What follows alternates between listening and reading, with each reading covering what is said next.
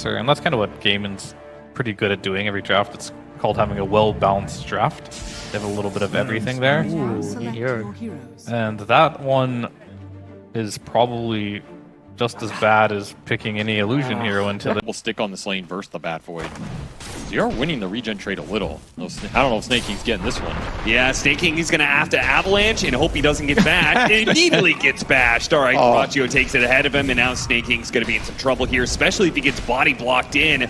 Yep, just a little bit, and that's going to be enough for the Firefly to run him down. First blood goes to Celery. Telekinesis stuns a lot of these heroes. Ace starts putting one damage where he can, but Tofu's definitely dead, and Ace won't be able to get a return kill. Do have level advantage. If 9 can get it, it's a lot of resources. It gets denied, though, by Celery. He gets it in front of 9's face and then bumps back into Quinn for the kill. The mid, then it was flexible enough to be in every meta, it felt like. Still, even those early days, I mean, I remember a little-known team as Rattlesnake Gaimin, where a certain Lanham earned himself a big dick nickname, and that was off the tiny swinging the big club there. So even in some of these early TIs, he was making his presence felt. Maybe they'll still fight around it, though. I mean, if they get the opening for the kisses. This is where you want to put the Snapper to use. Tundra really need a big core kill here. Followed up this game down. Really nice chain stun. Very nice. Alive. It's not enough. Oh, and the Chronosphere, the final kiss, it burned it out, actually. And this Chrono's not dealing any damage. It's just to turn into a pig and run away. Relentless on these objectives. It's so hard to stop them getting a tier 1 down somewhere. Is Skeeter going to die again? It looks like Quinn wants to commit. It's going to be a close call, but he does get it with the last Whirling Death before the saves can come in. And that's Tundra chasing this Timber with everybody watching their carry die to him. It's so much damn space, and I think he's going to live too. That feels so bad. Or they will fight elsewhere and let the Brood take it on her own. Now she comes back after pushing in that bottom lane, goes through the portal with the spiders, and shows up to try and help Dyrachyo here. He's going to need the help with this many heroes, but Quinn, he'll be able to even the odds here, posing the mid laner and run down the 2 supports. These are just not good engagements for Tundra to be in. They're getting sucked into disadvantageous core fights, and their Tide Hunter just can't get here. He's too damn clunky on the map. Yeah. 9 goes down, with back to top. Rune, back to top lane. This is really a mind game of an early game. You're trying to guess where these cores are going to go. The upside for Tundra is it's the Tide up here right now. So if you want to fight around 33, this is your chance to take that fight. Quinn's going to make it a lot easier to kill this guy, though, thanks to the Whirling Death, cutting him down significantly, and there's no rotations. They're not going to use the Ravage, and they are just going to finish him off. Snake King trying to go through the portal, but he got the Avalanche, so double kill, and a great steal so far by Tofu. I mean, Gaimin have just run them around the map and have been the first responders in a lot of these fights. Absolutely relentless. They continue to go on that top lane to make sure he put no damage on the Tide Hunter so he wouldn't crack and shell off the disable. This is a slow kill. Tundra could turn this. Yeah, they are going to provide some reinforcements, and 33 might finally have an opportunity to use that Ravage as the team is here now. You have the damage. Yeah, they're trying to throw out all the stuns, take the Ravage for last, and now it finally gets let go to finish off Quinn. Pugna Ward and Drain doing a lot there. Skeeter didn't even have to use ult. Still, you got to watch out for the turn on this fight from Gaimin, as they are not happy you took down their centerpiece and want revenge. Snake King turns around, does what damage he can. The hammer comes through, does land onto the Broodmother. Nice Stormbolt as well with the drain happening. Dyrachyo has to get out. 33, so close to just being able to throw out one last bit of damage. The Gush wasn't up in time, though, so he'll turn around and get Tofu instead. A great save there by Tundra. Multiple heroes coming together. Timbersaw, he picks up a Blink Dagger now. So pretty early for him, typically. Yeah, this is not his casual build, but he just feels he's going to need to be the initiating power here. Skeeter slowed down, already half health with just a lot of pokes here from Gaimin Gladiators. They still have potential saves here of the drain from AUI. Great avalanche coverage, though, and that hits the back line on top of the Sven, allowing them to chase down AUI as well. The Chakram pullback will finish him off. Yep, something to work with, something to keep more pressure on the bottom lane and start hitting that tier 2. They're going to lose Snake King over here. Skeeter shows up. Immediately storm bolted right back by Tofu. They're keeping up. It's the difference in the supports, and you could see that with the utility. Tofu with the Force Staff able to get himself away from any attempt by 33. AY quickly brought down. Anything for them to just be able to push into a point where maybe I could see a world where 9 specifically is able to scale and give Tundra a better chance to turn this game around later. He's gonna try and bait it out here. Tundra ready to take this. Yeah, they are. Stack Caught the together with the God Strength. Skeeter laying into him, but the Chronosphere is going to make into it. Nicky. They do have the Mortimer's Kisses raining down. Oh, That's going to help out 33. quite a bit, but 33 jumping into that one felt pretty bad, and he's got to be careful of Quinn now. Got to dodge this last Timber Chain Whirling Death. Attempted. Ravage goes out, but it's too late. The damage is done, and the Watermelon falls. These toss backs instead of the toss stacking that we saw there, because I really think you have to throw these heroes out of Gamin's reach and make them jump into you.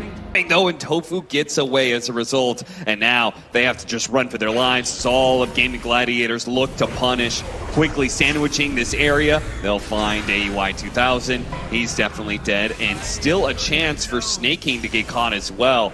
As yeah, he's going to be finally lasso pulled back in. Duraccio will pound him to dust. Good way in a war of mental attrition to start off a series, you know, just wearing them down. Oh, you think that's what they went for? Like, all right, guys, we're not going to win game 1. We're going to make them so mad that their frustration will win us game 2 and 3. Lack of patience, maybe, as this game has been frustrating for them. You know, if I'm Tofu, I'm thinking about buying a shard. Just because I have the Ravage, that would give you tendrils, wouldn't it? Jump forward, true, yeah. AUI. Imagine tendrils with that kind of range. The line's just instantly drawn from 33. It's like, get the hell out, guys. I'm going to push the map, stall this game. We're going to rat him up some more. Good luck snaking. He's got a glimmer, but there's a lot of AoE damage coming in from Quinn. Online for Gaimin. Now, Celery was the one person who wasn't there for that top area. He's going to go for a lasso pullback, hoping his team will arrive in time, and they do. Because of his BKB, he stays alive, and now Ace Quinn, they're going to try and chase down 9 first, while Skeeter's going to be kited during his God Strength. There goes that Ravage put to use. Chain stun all over the place. He cannot get anything off. He's just making sure there's nobody cutting back here. He can refill his mana. A very patient push by Gaimin. Don't have to commit the Chrono here. You can just hit the buildings. Well, he will commit the Chrono. I guess he's got enough of AUI. BKB to get rid of the Avalanche stun and goes to work. Kills AUI 2000. Now he's going to kill 33. Oh no! The Ravage actually goes off. 33 able to get away. But Quinn, he's going to show up with the Shivas. That'll clip him. I mean, Ravage is irrelevant in this game. If you're damaged to punch through Shiva's Octarine level 20 Timber Saw with the extra magic resist talent. He is 14-1. I do not think this is a hero Tundra are going to give Gaimin next time. Or at least maybe try and hard counter it a little bit better. Yeah, their answers were not convincing. They're going to go for the God Strength play with the Cookie Chain Stun. Yeah, they do manage to get it pretty nicely with the Avalanche over the top. They kill Ace. Now a lasso pulling in 9. 9 still on the high ground, but Duraccio will make short work of it. Bump back onto Snaking to ensure Duraccio stays in melee range of that support. Now he jumps on AUI 2000, while 33 going to be targeted by Quinn. Skeeter doing what he can to challenge Duraccio, but against that Butterfly, he really just cannot guarantee put damage in. And the time dilations. Just destroying them on the backside of these fights. It counters so much of the reinitiation power that this Tundra lineup wants to have. There's a toss back in with the tendrils with a follow-up stun. Duraccio finally falls. That's a big kill to get. 2,000 gold for that streak. And now Quinn might be caught as well. The Harpoon pulling him back in. Slows him down with the Chakra. Maybe Skeeter needs to be a little bit careful here. They're going to go for the kill. Quinn turns around, does what he can, but he falls before he can get the return kill. Map. And this is Aegis plus a cheese.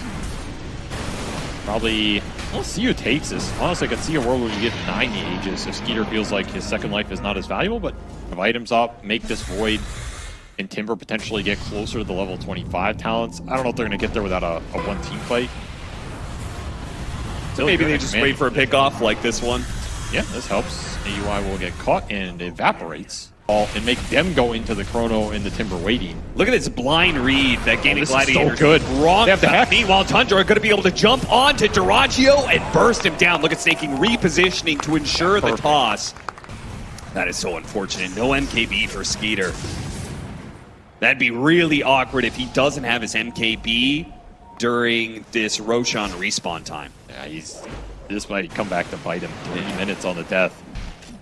See if it's a fast Roach. He wouldn't have it. He got Blink off. Will it matter here? Cap helping out a little bit here. The team, Forstaff trying to help him. Ravage could cover some of this, but Duracio's going to be able to get the 5-man solo spear. And then he starts laying damage into 9. Skater's going to be next, lassoed up almost immediately as the Chronosphere fails. And that's going to be 3 dead, AY and 33. Neither one, I think, is going to get out alive. This Gaimin Gladiators just going to go for gusto here. Run down as many heroes as possible, even through the buybacks are coming out, because one buyback will never come. That's going to be Skeeter. The Sven won't be here for this fight. Tundra going to have to push through it anyway. Snaking, covering himself with the avalanche, toss back all the way, almost into the fountain. Duracio daring it. Rod of Atos. He needs to be able to start backing up now. Kiss is going to be return fire on Tofu, pushing Tundra into their fountain. Left with only 3 heroes alive. They have to form a defense for the next minute. And that blink from Quinn was so damn clutch. It made them chase so much farther. You have to expend your blink and your harpoon just to get a couple Sven hits in, which just sets up the game-ending chrono potentially from Duracio. And those level 25 talents are now online. Double Chakram, backtrack for the Faceless Void. These fights just became even harder. Another lasso, Tendril trying to chain it, but they're just going for a Bat Rider. Meanwhile, they're losing more and more heroes with no buyback. Diebacks all around for Tundra, and Gaimin Gladiators will finally close out game number 1. I mean, that was getting a little spooky there. Tundra's ability to drag these games back is astounding. But that is just too much of a hill to climb, especially versus the best team in the world right now, as Gaimin still had a lot of scale left in the tank with these talents, with another Roshan coming up that you know they were going to be in position to contest with that Chronosphere. That's just a hard game if your lanes don't go a little bit better for Tundra. And I go back to those tier 1 maneuvers. I just feel like they're getting outmoved on the map. Like, Gaimin are the ones making the plays, moving their course to the lanes, outnumbering Tundra in the early game, and they're the ones constantly responding. Okay, if you want to play a defensive-oriented style and you want to stall for that late game where you think you're going to beat them, I think that's one thing. But giving up this much in the early game to the Timbersaw and the Brood, which are just going to take huge advantage of that space, is another. And I don't think we're going to see this Timbersaw game too. I think it caused way too many problems here in the early game. In the mid game, 19-2 for Quinn here. No answer in sight. Yeah, an incredible performance by him. We've heard Avery's thoughts on the draft. Let's go ahead and head back to the panel and see what they thought about the post game of 1. Can anybody